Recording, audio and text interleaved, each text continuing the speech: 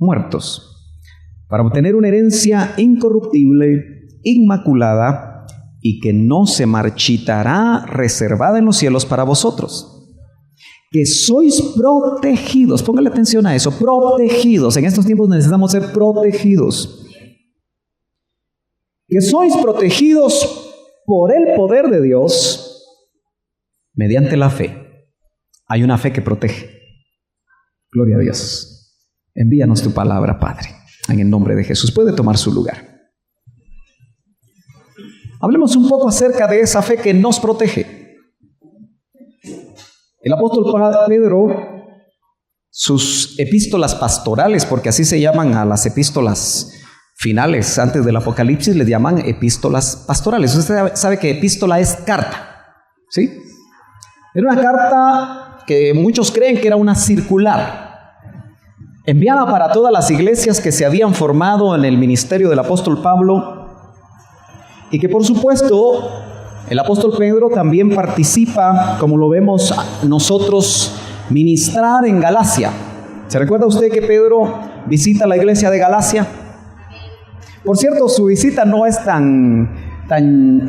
diríamos, es un poquito accidentada la visita de Pedro, porque se encuentra con Pablo. Yo no sé qué idea tiene usted de Pedro. ¿Cómo imagina usted a Pedro? ¿Cómo lo imagina? Hay que imaginar. De repente tenemos una buena visión de parte del Espíritu, pero ¿cómo nos muestra la Biblia a Pedro? Radical. ¿Qué más? Bueno, tan radical que podía cortar de un tajo una oreja, y usted sabe que le falló el tiro. Una de las cosas que más terror puede causar es ver un decapitado, ¿verdad? ¿Sí o no? Por eso los mareros decapitan. No sé qué hay del lado de la maldad, que matar de esa manera puede ser algo muy fuerte, ¿no? Creo que ninguno de nosotros nos gustaría ver, y aun cuando salen en las películas de terror decapitados, es algo muy fuerte, ¿no? ¿Sí? ¿Es cierto o no? Bueno, Pedro iba a decapitar a un hombre. Por eso el Señor, aunque se lo dijo a sus dos compañeros llamados columnas, como fue Jacobo y Juan, ¿se acuerda que esos dos hombres también, su sobrenombre era, ¿se acuerda usted? Los hijos del trueno. Esos sí tronaban. Y Dios les tuvo que decir, el Señor Jesús les tuvo que decir en una ocasión, ¿de qué espíritu sois?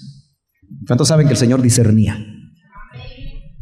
A veces nosotros le tenemos que decir a los hermanos, ¿de qué espíritu eres?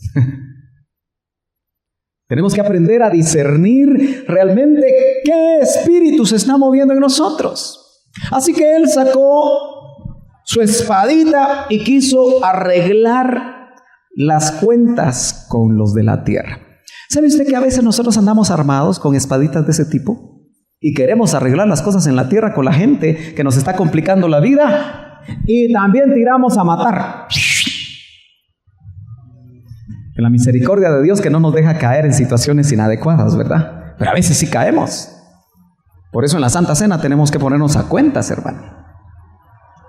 Fíjese que yo sueño con que antes de la Santa Cena, cuando se habla que nos examinemos, el hermano que está discutiendo, está peleando, o se siente mal, o ofendió a alguien de la congregación, se levante y no le importa qué piensan los demás, viene y le dice, mira, fulanito, perdóname, porque hablé mal de ti. ¿Usted ha visto una Santa Cena así? Todavía no, ¿verdad? Y estamos, Señor, perdóname porque hablé tal y tal cosa de aquella hermana y después me di cuenta que no era cierto, Señor, que me habían dado una información falsa. Perdóname, Señor. Sí, pero tienes que pedirle perdón a ella. ¿Amén o no amén? Indudablemente que tenemos nosotros que llegar a los momentos en los cuales, aunque nos cueste, tenemos que pedir perdón. ¿Cuánto nos equivocamos con los demás? ¿Verdad que sí? A nosotros nos gusta que nos pidan perdón, pero ¿qué cuesta pedir perdón, verdad usted? Yo últimamente me he estado dando cuenta que tengo que hablar menos, si no tengo que seguir pidiendo más perdón, porque mientras más hablo, más me equivoco. Hace poco el Señor puso un pensamiento en mi corazón y me dijo, si hablas menos, pecas menos, me dijo. Y eso me recuerda a la palabra, dice ser tardos para hablar. Así que ore por su pastor, porque me voy a tener que poner bozal para no hablar mucho, ¿verdad? Porque en el mucho hablar dice que hay pecado. Muy bien, entonces notamos nosotros que el apóstol Pedro, radical, impetuoso, era un hombre de iniciativa, voluble. En un momento estaba recibiendo revelación de Dios y en otro momento le estaban diciendo, apártate de mí, Satanás. Yo no sé cuántos logramos identificarnos con Pedro en algunas de sus experiencias. Pero Pedro, que es el único apóstol que por lo menos se registra, pero yo me pongo a pensar una cosa. ¿Qué trato tenía Dios con Pedro? Jesús, que lo conoció, ¿qué trato tenía con este hombre? Porque yo no sé si usted estará de acuerdo conmigo que si Jacobo o Juan o Mateo hubieran sido los que les hubieran preguntado en la casa del sacerdote, la criada, si también era de ellos, ¿usted cree que ellos también no lo hubieran negado? ¿Qué piensa usted? Yo creo que todos lo hubieran negado. Porque al fin y al cabo, acuérdese que todavía tenían pecado. Y dice que el temor a la muerte, ¿se acuerda? No, es el aguijón del pecado. Es como un alimento. El pecado es lo que nos hace a nosotros tener temor a la muerte. Y al ser identificado como uno de ellos que estaba ya siendo lacerado, ya siendo golpeado, era que les iba a pasar lo mismo. Entonces, si usted quiere, el instinto de preservación de estos hombres se activó. Aunque la Biblia solo recoge a Pedrito, a él le tocó la chibolita, porque el Señor, antes de que le sucediera, le dijo a Pedro, Pedrito, te han pedido. ¿Para qué? Para zarandearte como a trigo. ¿Usted sabe cómo se hacía eso? Era como una especie de criba, como una especie de arnero que usan los albañiles, ¿verdad? ¿Sí? ¿Se da cuenta usted que cuando van a hacer cernido utilizan un sedacito como de un 16 de pulgadas, así cuadritos chiquitos para cernir bien la arena y así hacerle a usted un cernido bonito en su casa, ¿verdad? Y si van a hacer otra cosa, están las medidas para poder separar una piedra más grande de una más pequeña para los usos que se van a dar. Pero con el trigo era así. Se aventaba el trigo. Ahí en la era de Booz se aventaba el trigo. Para poder con el viento, según la época de la cosecha, separar la paja del grano. Entonces, en esa figura le dicen a Pedro, te han pedido para zarandearte. Si yo fuera piedra y estuviera siendo zarandeado, fuera trigo y estuviera siendo zarandeado, estaría diciendo, ay, ya no. Zarandeado. ¿Y qué tal si el diablo te ha pedido para zarandearte, hermano? ¿O cree que solo hay una pedida de zaranda? Yo sospecho que de repente a veces llegan allá a la oficina del Señor y le dicen, pido a fulano para zarandearlo. Ojalá que tú y yo oigamos la voz de Cristo también como la oyó Pedro. Pero no te preocupes, Pedro, porque yo ya oré por ti. Yo ya estoy intercediendo por ti. ¿Para qué? Tu fe no falte. ¿Usted no cree que cuando la esposa está ahí toda dormida en una sala de operaciones no es zaranda? Bueno, depende si la amas o no. Si no, estarías diciendo bendita zaranda. O cuando un hijo está enfermo, O cuando hay situaciones totalmente difíciles para el manejo humano que se dan continuamente, ¿no será que es una pedida de zaranda? Si Pedro fue pedido, yo creo que el enemigo todavía tiene pedidos. Ojalá que tú y yo no estemos en la lista. Y si estamos, que también el Señor esté intercediendo. Por eso Él es intercesor. Una vez escuché el año pasado a un ministro, y a veces es delicado que nosotros escuchemos a los ministros y no los discernamos. Yo siempre le recomiendo a usted que no se coma los tornillos, las tuercas, los clavos. Aleluya. Porque ese ministro le dijo, y yo me asusté porque se lo dijo como a 30 pastores y nadie dijo nada. Dijo, el 7º sello ya se abrió. Todos se quedaron así. Yo tuve la oportunidad de hablarle a puerta cerrada meses después y le digo, mira, ¿por qué dijiste eso? Porque si lo que tú dices es cierto, ya no hay intercesión en la tierra. Y se me quedó viendo así. Hermano, a veces hablamos tonteras. Porque, hermano amado, todavía están intercediendo allá arriba. Apocalipsis dice que cuando se abra el 7º sello, se va a tirar un incensario a la tierra. Y se termina la intercesión.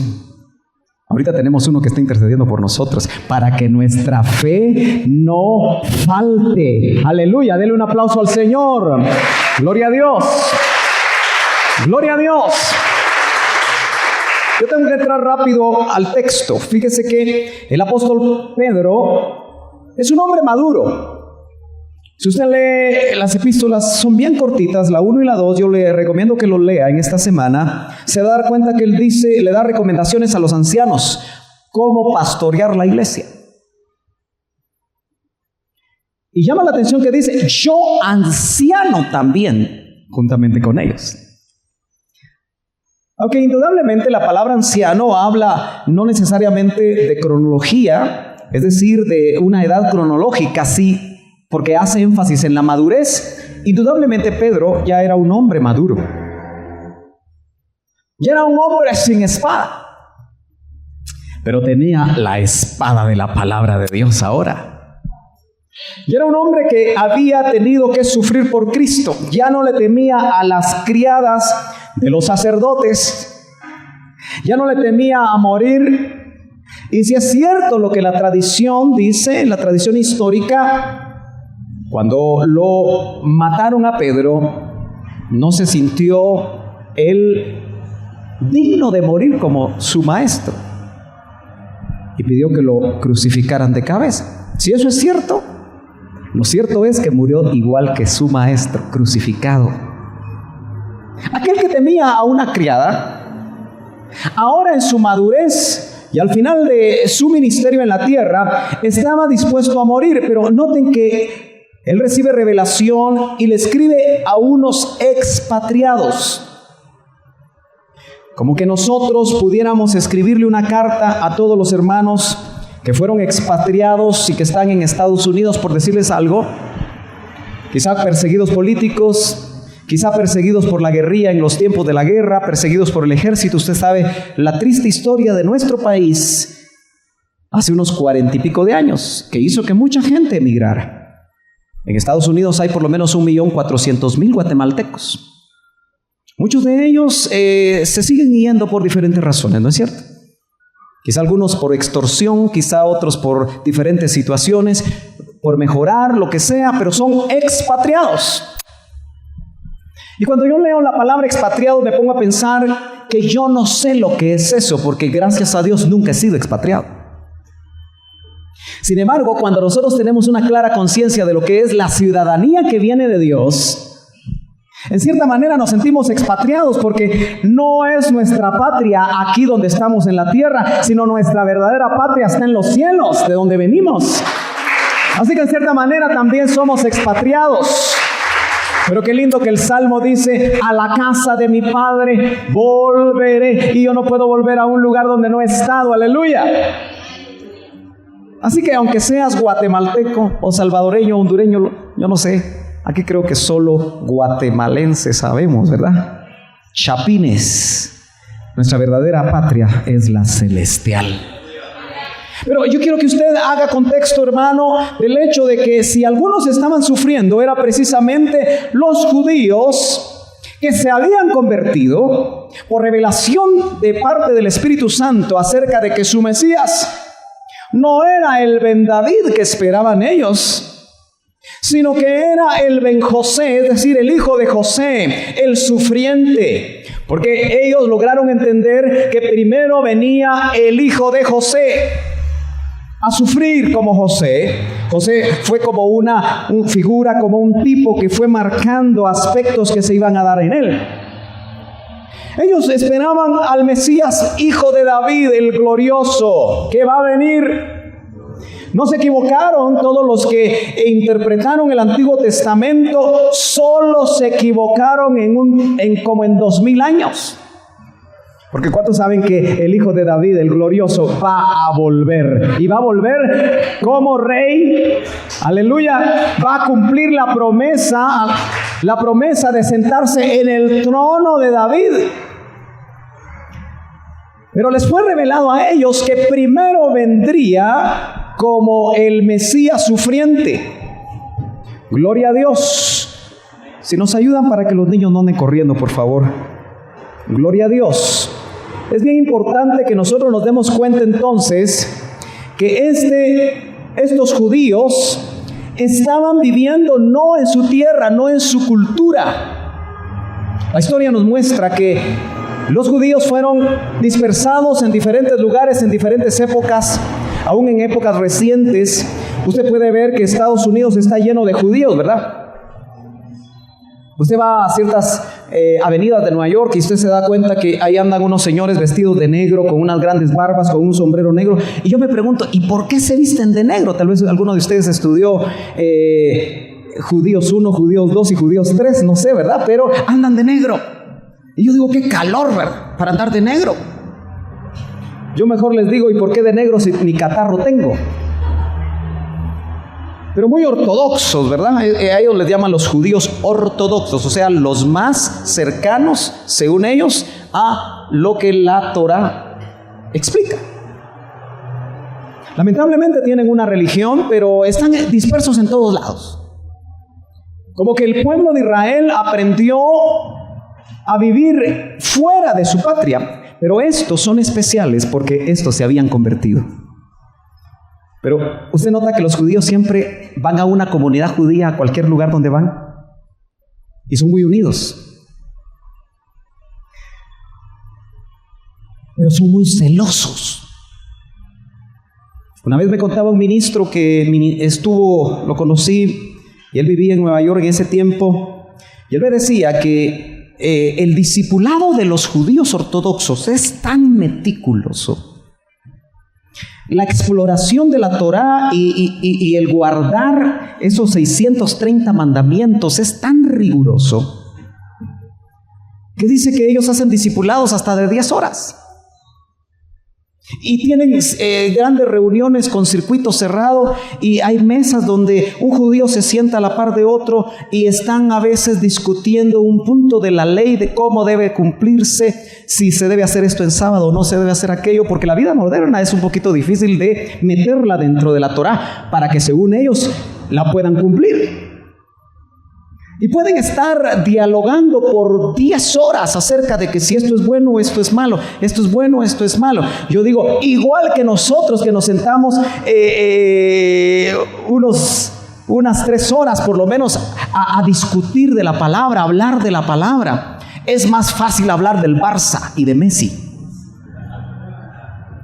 Se les ilumina la cara cuando se habla de temas contemporáneos. Pero qué maravilloso sería si ellos, estando ya en un pacto viejo y dedican con tanta meticulosidad, se dedican al estudio de la palabra, y escudriñan las Escrituras, pero como Jesús les dijo, ustedes escudriñan las Escrituras y no se han dado cuenta que el que es la palabra, el que es la palabra hecha vida, está frente a ustedes, no pueden ver. ¿Se da cuenta ustedes a dónde nos lleva el espíritu religioso? Entonces nos damos cuenta que Pedro dice específicamente lo que me interesa en esta mañana, en el verso 5, a esos expatriados que necesitaban protección. Yo quiero que usted entienda que no solo eran judíos comunes y corrientes.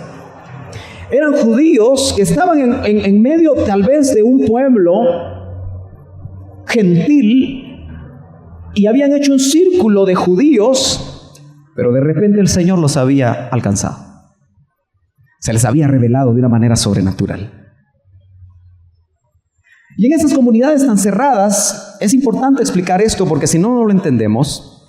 En esas comunidades tan cerradas, el panadero era judío, el herrero era judío, el sastre era judío, los que daban trabajo eran judíos porque estaban metidos, tienden a ser sociedades cerradas. Por eso Hitler los pudo pescar fácilmente en los famosos guetos. ¿Sí? Porque estaba bien definido dónde estaban. Los guetos de Polonia, los guetos de por aquí, eran sociedades cerradas. Judíos se casaban con judíos. Fíjense que qué tremendo es que los jóvenes de estos tiempos no logren darse cuenta de la figura que judío se casaba con judío. Es decir, que ellos aprendieron a no casarse en yugo desigual. ¿Amén o no amén?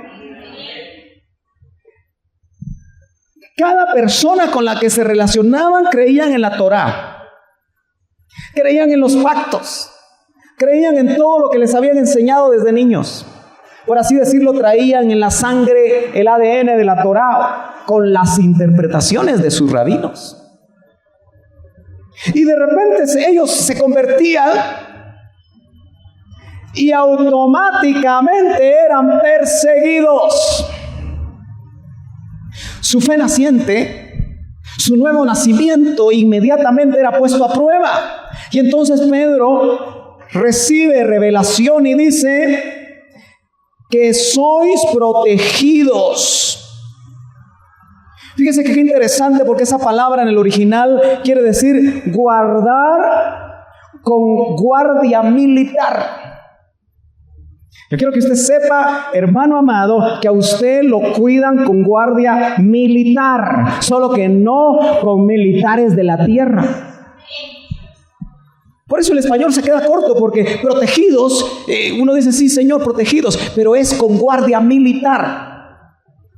Yo sé que a usted en determinado momento, ante ciertas situaciones, le gustaría ir protegido por algún guardaespaldas, porque hay situaciones difíciles en este país. Y a veces hay que usar los guardaespaldas de la tierra, pero qué mejor usar y estar sabidos que el que nos guarda son los ángeles, son los espíritus ministradores, son los agentes enviados por Dios para protegernos. Eso ya lo estaban viviendo estos expatriados que habían sido. Usted se imagina que esas religiones orientales, usted sabe que cuando un musulmán se convierte, lo desheredan, lo pueden matar. Si se mata a un infiel, el que mata a un infiel se va al cielo. Imagínese usted. Pero lo mismo en el judaísmo, el que se cambia de religión según el concepto de ellos, es como que muriera. Entonces el panadero ya no te vende pan, el sastre ya no te hace ropa.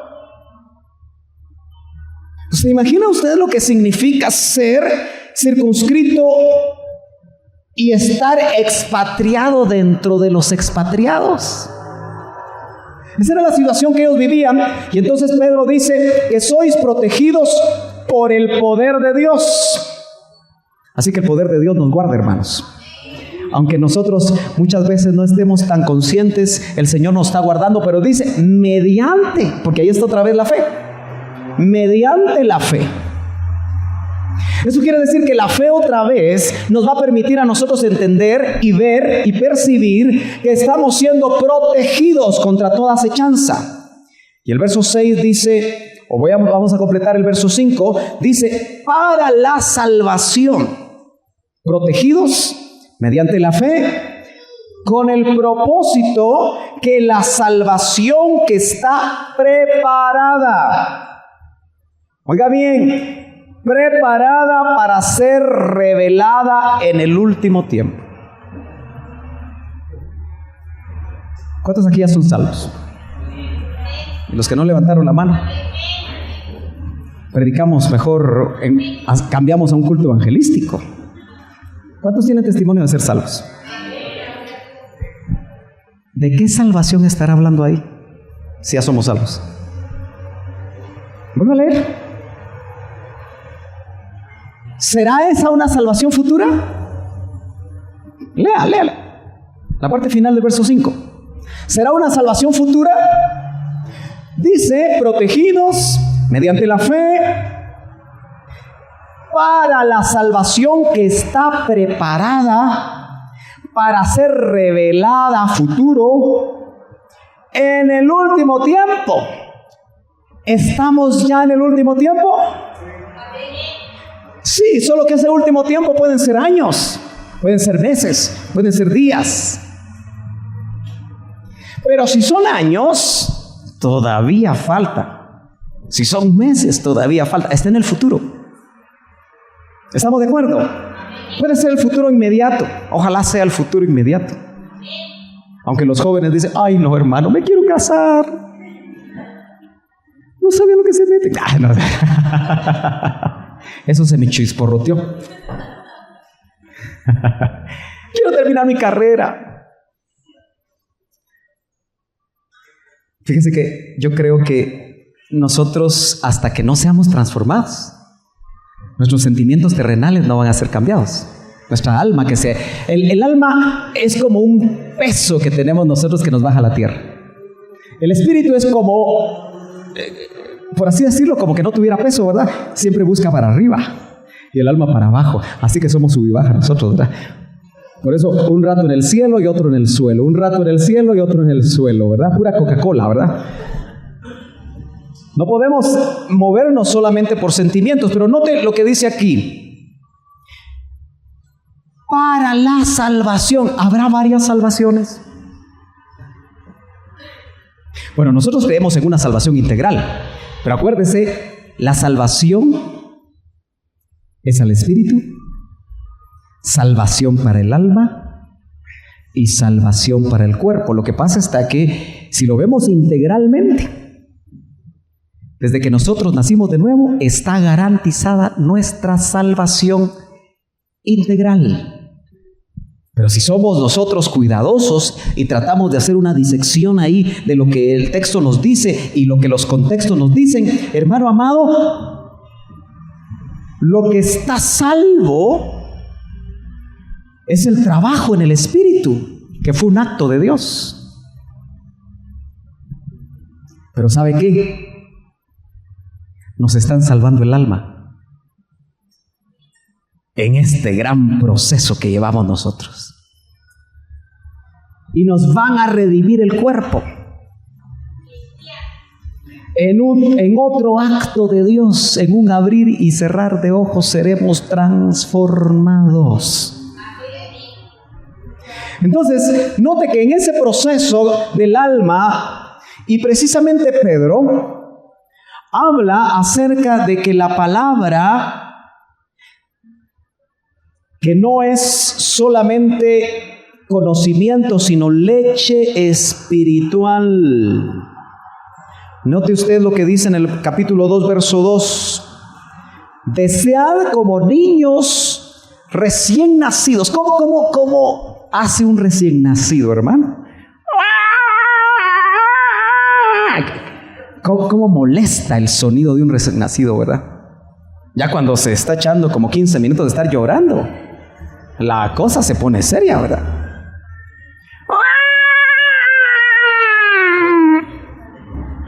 Eso ya parece gato, ¿verdad? También es un gato hambriento. así pedimos nosotros la leche espiritual no adulterada, gimiendo, llorando, clamando. Yo creo que cuando nosotros hagamos eso, verdaderamente vamos a recibir no solamente leche espiritual no adulterada, sino que también vianda sólida. Dice, la leche pura de la palabra, para que por ella crezcáis. ¿Para qué? Hay un alimento que nos permite crecer para salvación. Contexto, salvación del alma. Y todavía, si lo encuentro, hay otro pasaje, déjenme ver si está acá, donde dice que nosotros por medio de la palabra también vamos a alcanzar la salvación, y literalmente dice, de nuestra alma. Hoy no está aquí el hermano Roberto, pero usted, si encuentra ese verso, me dice cuál es, solo que no pierda la atención. Pero aquí me parece que en la primera epístola del apóstol Pedro dice, no sé si es la primera o la segunda, usted ayúdeme ahí a buscarla, pero donde habla de la salvación, déjeme ver, ayúdeme usted a buscarla, vamos a dejarlo ahí, pero así, vamos a ver, no es esta, usted me ayuda a buscarla por favor, pero note que la fe lo que va a hacer es que nos va a permitir a nosotros el poder caminar en todo ese proceso de salvación integral. 3 facetas de una salvación completa. Eso, por supuesto, a veces no es entendido, porque no estamos diciendo que su alma todavía no está salva. En cierta manera, la están librando de algo. La salvación que nosotros esperamos, hermano, es importante, porque la pregunta es, ¿salvados de qué?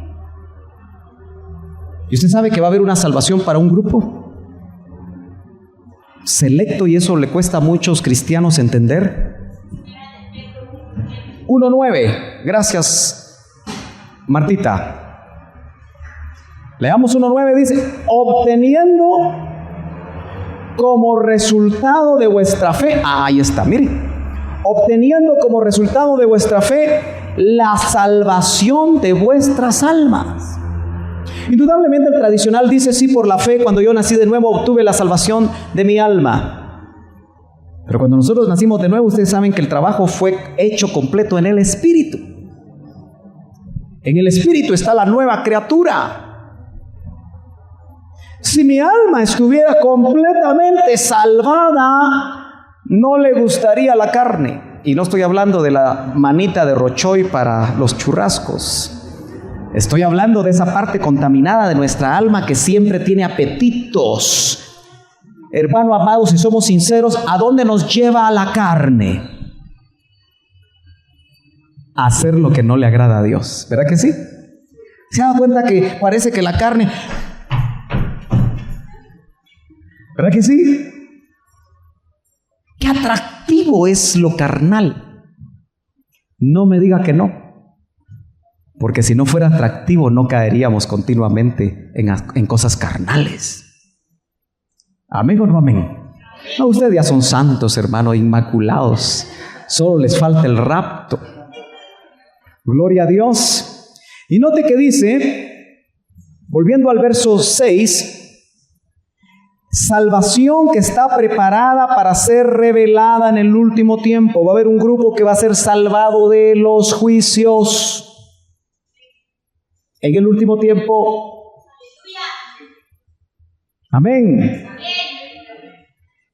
En lo cual os regocijáis grandemente, dice el verso 6. Aunque ahora, aquí viene lo difícil. Aunque ahora, gracias a Dios por lo que sigue, por un poco de tiempo, si es necesario. Usted sabe que yo conocí otro ministro que cada vez que leía ese verso dice, hermano Otto, porque el hermano Otto le gustaba usar este verso. Y estaban ahí los ministros y ese hermano como que tenía miedo a sufrir. Yo me imagino que tiene miedo a sufrir. ¿Quién no, verdad? Pero ese hermano, yo como siempre he sido muy observador. yo miraba que cada vez que se mencionaba ese verso, hermano Otto, decía él. Muy aventajado el varón. La Biblia dice, si fuera necesario. Y por ahí se quería escapar siempre, ¿verdad?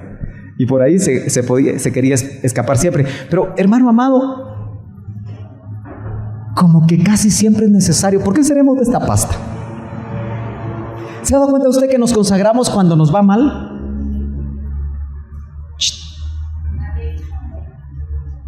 Quédese sin trabajo y se vuelve espiritual.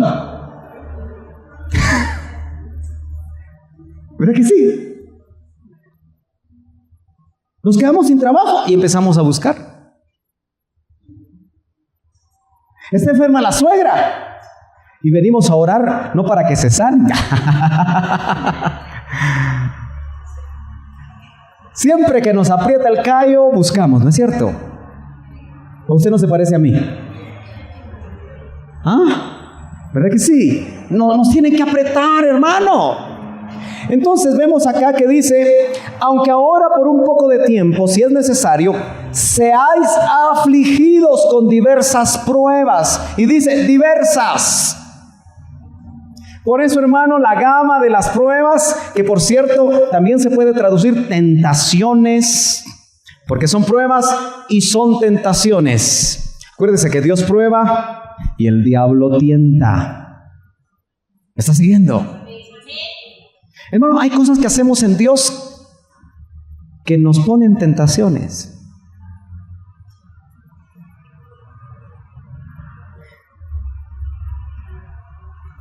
Hay la tentación de que nos miren. Está la tentación de demostrar que yo también puedo. Son tentaciones, ¿no es cierto?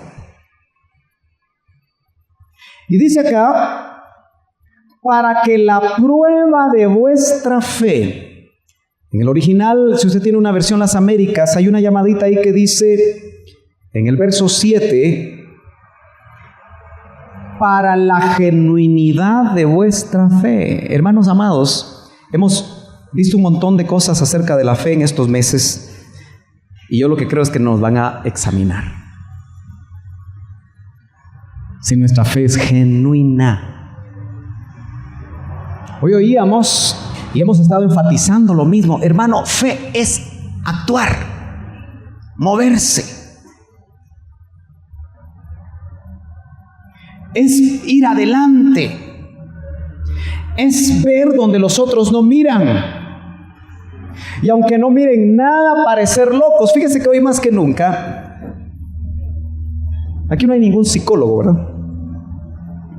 ¿No? Ninguno estudia psicología aquí. Bien, ¿quién estudió psicología? Hoy no vino Juan Francisco, ¿está por ahí? No. Ok. Pero algunos médicos que están aquí saben lo que es la esquizofrenia, ¿verdad? ¿Sí? 2 personalidades, ¿verdad? ¿Sí? ¿Perdón? Entonces no es la esquizofrenia. Bueno, algunos les llaman bipolaridad, cuando hay 2 personalidades. ¿Sí? Y está muy de moda ese concepto, ¿verdad? Fíjese que yo estoy entendiendo que cuando nosotros nos movemos en fe, probablemente los de afuera nos ven como que estamos moviéndonos de una manera extraña. Como dijera el hermano Rigo, ¿verdad? Locos. ¿Sí se acuerda? Por lo menos los que fueron al retiro. Por cierto, qué lástima que se lo perdió. Quien se lo perdió, se lo perdió. Pero en la medida que nosotros caminamos en fe, vamos a loquear. Porque vamos a hacer cosas que a los demás les parecen totalmente ilógicas. Yo ya les dije, hermano amado, que uno de los grandes obstáculos de los varones es que somos muy lógicos. Nuestro cerebro funciona así. Por eso somos tan tuntunes y tan duros en el mundo espiritual. Por eso las mujeres se meten más fácil en el mundo espiritual. Como que su cerebro como que está preparado para como para creer más. ¿Amén o no amén, hermanas? Es cierto que hay mujeres muy lógicas, pero la lógica nos dice a nosotros: no hagas eso porque te va a salir mal. No confíes en aquello porque aunque la promesa de Dios está, ¿quién sabe? Así que nuestro razonamiento, nuestra lógica, amados hermanos, varones, es un gran obstáculo para que Dios actúe en nosotros. Así que vamos a tener que practicar. Y va a ser como que nos metemos en la atmósfera de la fe y actuamos raro.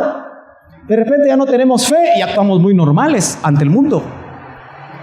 En la medida que haya más fe, aún en medio de la prueba, ¿cómo puede pensarse que estos hombres que eran expatriados, que probablemente eran algunos perseguidos, tal vez muertos, tal vez golpeados, de todas maneras ellos lo que hacían, en lugar de maldecir, bendecían? En lugar de tirar juicios o de llevarlos ante un juez, lo que hacían era mostraban amor y compartían. ¿Y qué dice usted de todos esos tremendos hombres que murieron, como lo dice Hebreos, por la fe, aserrados? Imagínese, ¿se imagina usted morir aserrado? Así decía, ¿eh? Aserrados. Algunos se apunta. Era una locura, ¿verdad? Tan fácil negar la fe, tan fácil irse para atrás. Y dice: para que la prueba de vuestra fe. Y yo creo que este es un paso que nosotros no podemos evitar. Así que las diversas pruebas es para probar la fe. ¿A cuántos nos han probado la fe ya? Yo me pregunto cuántas pruebas faltarán. No nos gustan las pruebas, ¿verdad? Dice: vuestra fe más preciosa que el oro que perece, aunque probado por fuego. Todos sabemos y nos han dicho tanto esto, ¿verdad? Que el oro se tiene que meter. Y yo ya la vez pasada le dije, ¿verdad?, que se necesitan 1948 grados centígrados para derretir el oro. No un loro, el oro. Y algunos hacen sus cálculos y dicen: ya se fijaron que 1948 años se necesitó después de Cristo para que se formara otra vez Israel. Fue probada. Lo malo que como que todavía no pasó la prueba. Y otro judío que hace sus números en genealogías marcó del 0 para atrás y encontró que en 1948, o sea, menos 1948, nace Abraham. Interesante, ¿verdad? El padre de los judíos. Bueno, no solo de los judíos, de las 12 tribus, ¿verdad?, del pueblo de Israel completo. Más preciosa que el oro probado por fuego, sea hallada que resulta en alabanza, esa fe probada, gloria y honor. ¿Cuándo?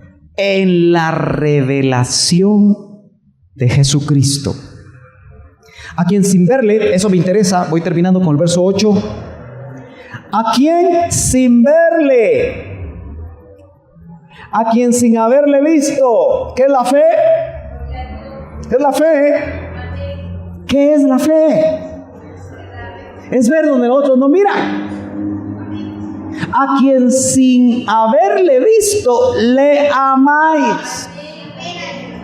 Mire, siempre decimos que aquí está la presencia del Señor, ¿no es cierto?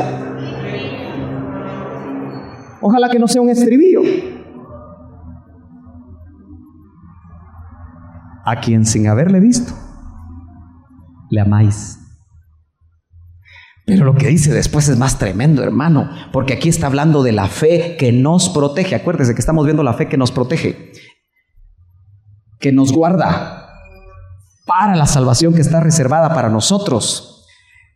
Y a quien ahora no veis. Bienaventurado el que sin ver creyó. Y a quien ahora no veis, pero creéis en Él. Mire, hermano, ya es una locura decir que el Señor está aquí. ¿Quién lo mira? ¿Quién lo mira? ¿Lo mira usted? A algunos se les abren los ojos espirituales. Yo anhelo que los ojos espirituales nuestros sean abiertos. Porque en el momento que los ojos espirituales sean abiertos, hermano, nosotros vamos a ser transformados, como de gloria en gloria. Yo he reflexionado tanto, hermano amado, desde que yo empecé a saber y conocer y entender y tener certeza en mi espíritu, que no todos los salvos se van, ni todos los salvos se quedan. Desde que me di cuenta que sin santidad nadie verá al Señor, yo siempre me examino y examino a mis ovejas y examino a otros cristianos con los que tal vez comparto, otros ministros, y digo yo, nos falta mucho. Honestamente, hermanos, así como estamos, no nos vamos. ¿Qué dice usted? Ay, hermano, es que usted no conoce esta joya. Usted no sabe cómo estoy buscando la santidad. Ya está pecando porque ya se está haciendo. Y el Señor ya viene. Entonces, ¿qué tiene que hacer Él? Se va a tener que aparecer. Y lo vamos a empezar a ver con los ojos de la fe. Tienen que haber eventos sobrenaturales. Yo estoy convencido de eso, hermano. Tienen que haber eventos sobrenaturales. ¿Usted se imagina cómo va a estar aquella hermanita que vio al Señor, que lo está viendo, literalmente? No en visión, nada más. Qué bueno que nosotros tuviéramos visiones. ¿Cuánto hace la última vez que nosotros tuvimos una visión? Pero si lo vemos ahí parado, ¿usted cree que va a quedar igual? Ya no, porque usted sabe qué va a decir usted. Es cierto todo lo que dice la Biblia. Porque muchos ahí van a decir, es cierto. Era cierto. Lástima que otros van a decir, era cierto, cuando sepan que ya nos fuimos, porque hay que tener fe para saber que a nosotros nos está reservada esa salvación, ¿verdad? Que está siendo preparada. Ahora, ¿por qué la fe nos protege? Porque esa fe, hermano amado, nos permite caminar en medio de tanta batalla. A quien ahora no veis, pero creéis en Él. ¿Y sabe cuál es el resultado de creer? El regocijo. Por eso, si usted cree, se le ve en la cara. Aló. Usted sabe que a mí no me gustan las ovejas así. ¿Verdad que sí? No muchito.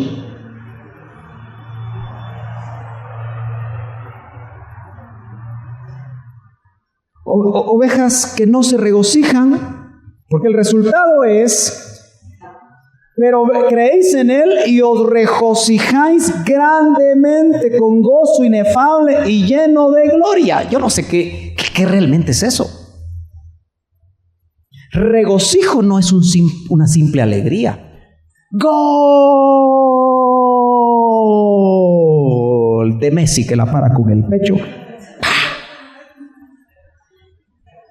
¿Verdad que sí? No, esa es una alegría pasajera, usted. ¿Verdad que sí? No. Esa palabra regocijo, hermano, es difícil explicarla completamente. Y el apóstol Pablo estaba metido en la cárcel. Y llegaban los hermanos: Pablo, te traje tu cigarro. No. Ese es otro cassette, ¿verdad? Te traje tus jugos, Pablo.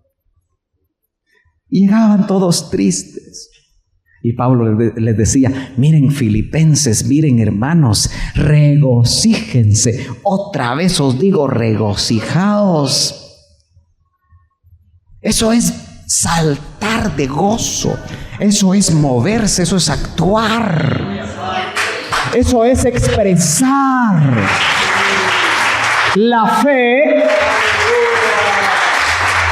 que nos hace ver al que no ve el mundo nos debe hacer regocijarnos con gozo inefable. ¿Qué será inefable?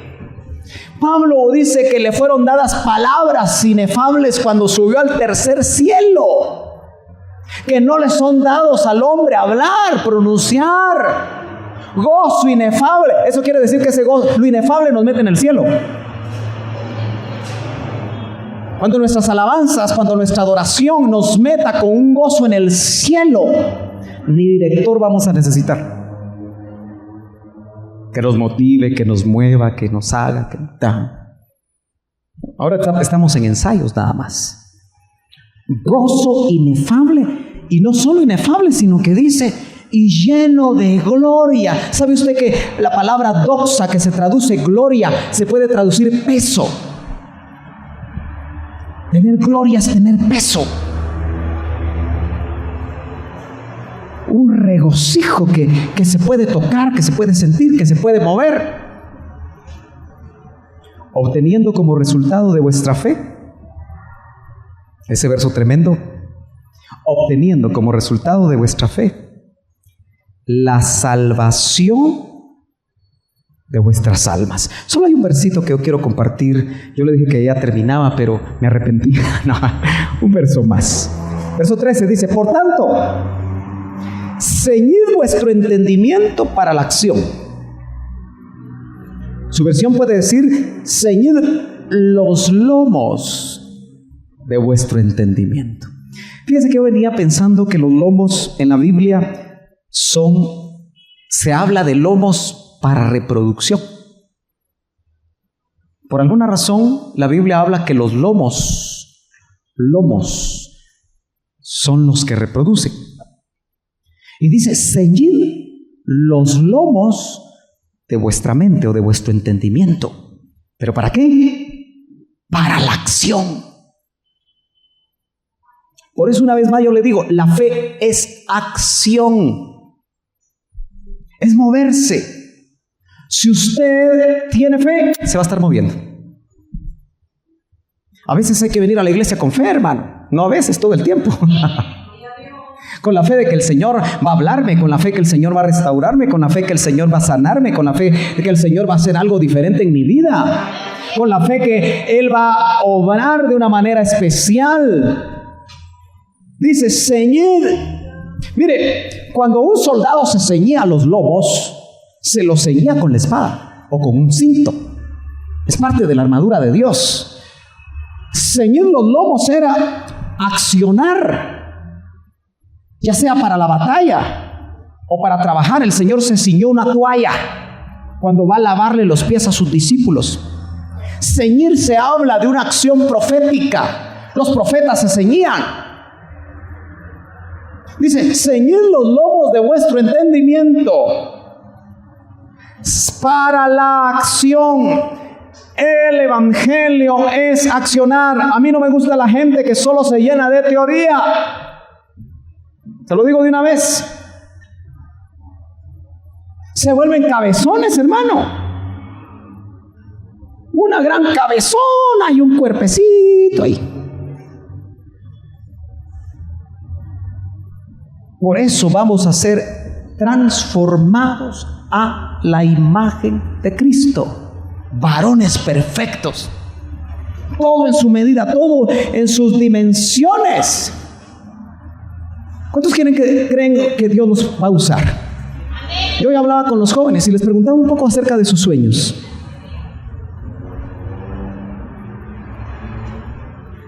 ¿Y sabe usted que los jóvenes son los que están con una mente muy tierna, pero con grandes sueños? Pero tienen que moverse. Si quieren ser profesionales, que se muevan estudiando. Si quieren ser buenos empresarios, que aprendan a trabajar y a trabajar duro. ¿Cuánta gente no prospera porque nunca aprendió a trabajar? Nunca es organizado, nunca administra bien. Lo aprendemos a veces desde la niñez.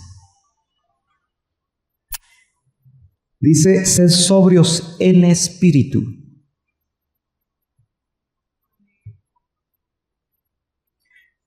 La parte final del tramo es espiritual. no vamos a poder movernos solo con mente, con alma. No dice sed sobrios en alma, dice sed sobrios en espíritu. ¿Ustedes recuerdan que el doctor Ríos nos decía que cuando Adán y Eva fueron puestos en el huerto, tenían una cobertura de luz? ¿Se acuerdan? ¿Todos se acuerdan? ¿Sí? ¿Sí? ¿Sí? ¿Lo oyeron? ¿O me lo estoy inventando? El hombre y la mujer, puestos en el huerto, tenían una cobertura de luz. Seres de luz. Algo como los serafines, ¿verdad? Seraf son seres iluminados. Pero cuando el hombre pecó, eso que tenía luz, como que se metió adentro. Y lo explicaba como darle vuelta a un calcetín. Hoy nosotros tenemos el espíritu adentro, el ser de luz, el alma en medio, y lo exterior es el cuerpo, ¿no? ¿Estamos bien? La impresión que da es que como que el espíritu estaba afuera. Esa cobertura de luz.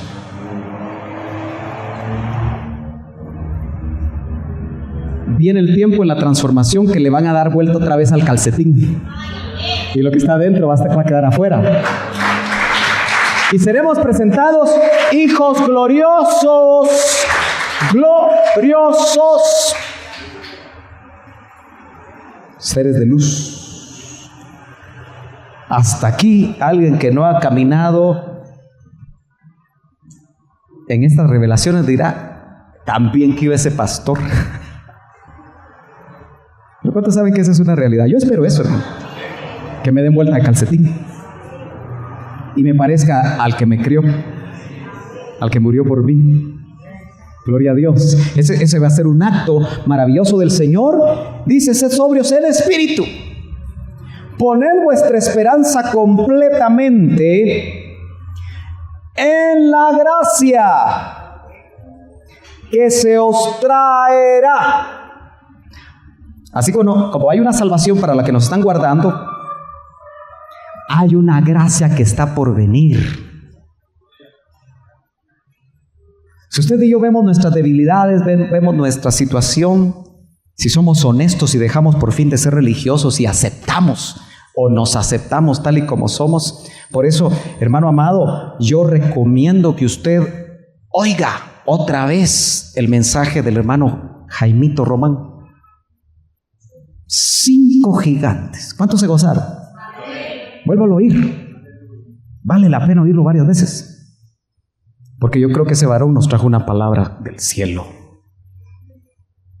Y ese gigante, el primero, que él dijo que si lo derrotamos, buena parte del camino está ganada. Si se llama Carlos, si usted se llama Carlos, Carlos es su gigante más feo. Si se llama Fernando, Fernando es su gigante más feo, más duro, más difícil, nosotros mismos. Y por eso dice, poned vuestra esperanza, esperar está ahí en el futuro cercano, completamente en la gracia. Es una operación de Dios gratuita. Se nos traerá ¿cuándo? En el Apocalipsis de Jesucristo. Mire, hermano, yo termino hoy sí ya no lo voy a cansar. ¿No fue esa la gracia que recibió Pedro? ¿Qué merecía Pedro? Por lo menos una buena reprimenda, ¿verdad? Pedro, ¿no te dije que estaba intercediendo por ti? Pedro, ¿no te dije que te habían pedido para zarandearte? Pero el que es la gracia llegó ya resucitado ante Pedro. Y nota que no lo regañó. Nosotros le hubiéramos metido una trapeada. Porque ¿cómo somos de buenos para trapear a la gente? ¿Oh? No, el Señor solo le dijo: Pedro, ¿me amas? Esa es la gracia que se nos traerá. ¿A cuántos Pedros irá a ir el Señor en sus apariciones, en sus faneros? Fulanita, ¿me amas? Y la pregunta era: más que estos. Se necesita amar más para ser parte del primer contingente que se elevará verticalmente. La pregunta va a ser: ¿me amas más? Aunque no me has visto. ¿Me amas más que estos? Nota que solo ahí ya hay dos grupos: los que aman más y los que aman menos. Por eso el mensaje a Éfeso es volver al primer amor, donde se ama más. Hoy el esposo, como le bajó el amor por la esposa, ama más otras cosas. El tiempo hace que muchas veces el amor desmaye. Por eso debemos de regresar a ese amor del primer momento, donde usted sentía mariposas en el estómago, donde usted, si no la miraba, ay, ni comía.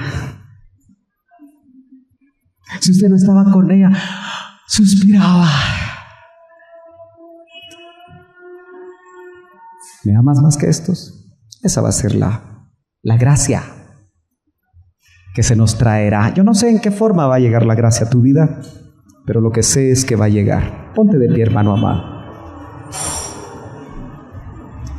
En la revelación de Jesucristo recibiremos una gracia especial que va a completar el trabajo para el cual no hemos pagado nada, porque no tendría precio: la redención. Hermano que estás aquí, espero que tú puedas recordar que la fe es movernos a la acción, que la fe nos mete a una atmósfera distinta, que la fe nos hace hacer cosas fuera de la lógica, que la fe nos guarda, la fe nos prepara, la fe nos permitirá llegar hasta el final. Y si ese final para nosotros o algunos de nosotros es la tumba, que podamos llegar con gozo a ella, sabiendo que un día resucitaremos. Pero nuestra esperanza está puesta en la gracia que se nos traerá en el día de la revelación del Señor. Padre, tú conoces la fe de cada uno de nosotros.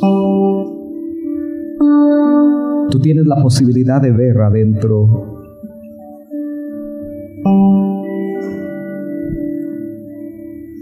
y puedes discernir la fe de cada uno.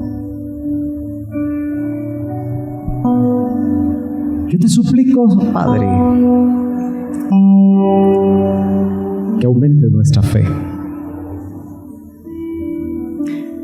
y que las diversas pruebas que no has prometido quitarlas, sino que has prometido estar con nosotros hasta el final del camino, aún en medio de esas diversas pruebas, por la fe podamos ver la meta, por la fe te podamos ver a ti, por la fe podamos ver todas las promesas completadas. Todo lo que tú nos has trasladado hecho una realidad. Que podamos, Señor, ser fortalecidos en el Espíritu hoy, en el Espíritu de nuestra fe. Que estas enseñanzas, Señor, puedan quedar clavadas en nuestro corazón. Y que en la cotidianidad nosotros seamos conocidos como hombres y mujeres de fe. Como hombres raros tal vez, como mujeres raras, que dan pasos de fe, que se mueven por fe, que caminan por fe, que caminamos como viendo al invisible, como locos, creyendo en el que no vemos, pero percibimos por el Espíritu. Te lo suplicamos en esta mañana.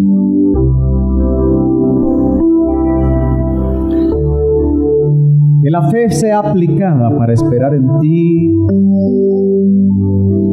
cuando nuestros enfermos nos sanan, cuando los negocios no caminan. Y que la fe, cuando haya prosperidad en los diferentes aspectos, también, Señor, nos permita caminar correctamente, equilibradamente, agradándote a ti, porque queremos ser de tus justos, lavados con tu sangre, que caminemos por la fe, hacia adelante, hacia adelante, hacia adelante. Gracias, Señor. No levantas tus manos ahí, le das gracias al Señor. Hace un tiempo tú escribiste peticiones que creías imposibles o difíciles. Las dejaste aquí en el altar.